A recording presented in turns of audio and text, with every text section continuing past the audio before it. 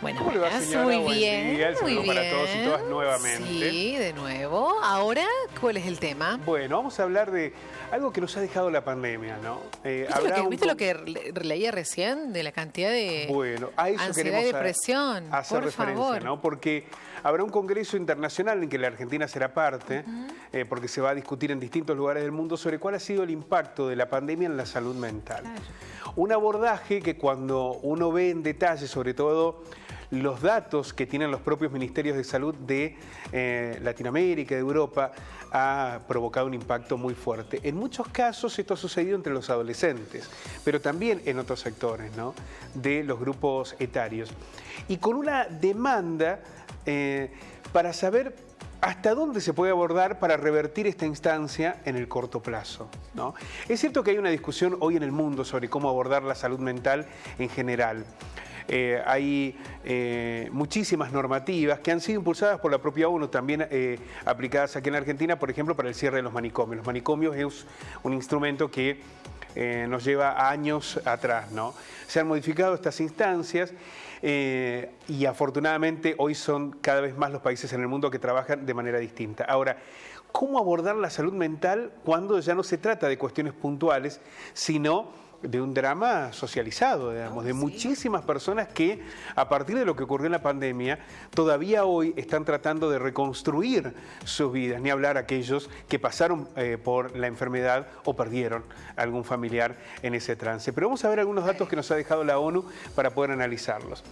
La directora de Salud Mental y Consumo de Sustancias de la Organización Mundial de la Salud, Deborah Kestel, señaló que por la pandemia de COVID aumentó un 25% la gente con depresión o ansiedad en el mundo. Un dato revelador. Desde la OMS se alertó sobre el impacto también del cambio climático en la salud mental. Esto tiene mucho que ver con los jóvenes. ¿Por qué? Porque hay un grupo etario, el de los adolescentes y jóvenes, que empiezan a ver o que están viendo fuertemente el cambio climático y las tragedias que se provocan por el cambio climático con mucha preocupación.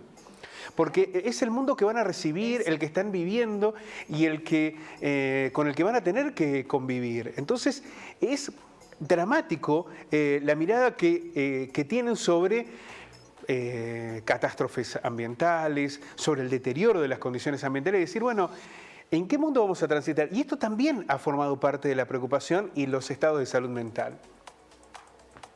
Vamos a ver más detalles.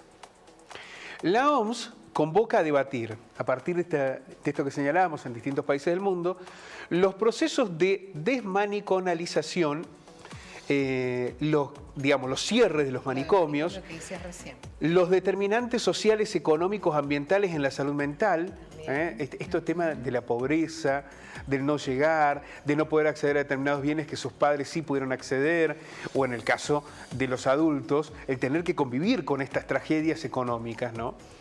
El impacto del cambio climático y ambiental, lo que decíamos, la salud mental y el bienestar en los lugares de trabajo. Este es otro elemento que trasciende la pandemia, naturalmente, pero que la pandemia se agravó también, ¿no? Aquellos que tuvieron que trabajar desde sus hogares, sin las condiciones para poder hacerlo, las mayores presiones laborales en medio de un contexto económico complejo. Bueno, esto forma parte de lo que se ha planteado desde la Organización Mundial de la Salud.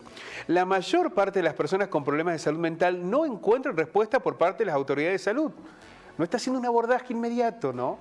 Porque hay muy poco presupuesto, y muy pocos servicios disponibles, sobre todo teniendo en cuenta la magnitud, ¿no? Y es muy caro. Y es muy caro. Los tratamientos de salud mental son muy costosos. Absolutamente. El hecho de un psicólogo, un psiquiatra, un tratamiento a largo plazo. Muchas obras sociales no lo hacen, sí, o hay especialistas que no trabajan a través de obras sociales, ¿no? También. Pero te encontrás además con un Estado que se ve desbordado, claro, ¿no?, por la cantidad de casos que aparecen.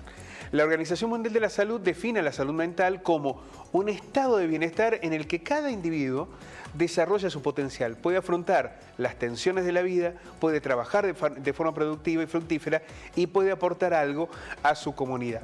Cuando hay una dificultad en esa salud mental, todos estos elementos se ven tergiversados, ¿no?, se ven afectados. Con respecto a la pandemia del COVID, señalaron que las medidas como el aislamiento, el miedo, las muertes, los duelos, la escuela en casa o el doble trabajo de las mujeres en la casa iban a tener un impacto en la salud mental. Todas estas circunstancias que se dieron durante la pandemia, muchas de ellas inevitables, terminaron provocando un deterioro en la calidad de vida de las personas. Y además te acordás la incertidumbre constante, el no saber nunca qué iba a pasar el otro día. Entonces eso también fue un cambio muy grande. Y para muchas personas que pasaron por esta enfermedad o que perdieron algún familiar, recordemos que había un duelo inconcluso en muchos casos. Se te moría un familiar y no podías nivelarlo. Es decir, esto los psicólogos, ¿qué decían?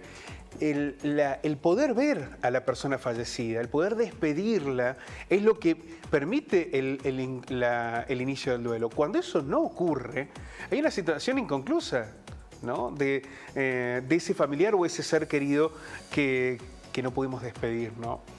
Según un estudio, lo que decíamos el año pasado, aumentó un 25% los casos de salud mental a partir de esta instancia. Bueno, una discusión que tendrá que incorporarse rápidamente desde las políticas de salud, porque esto probablemente tenga consecuencias de mediano y largo plazo. Gracias por traer el informe. A ustedes.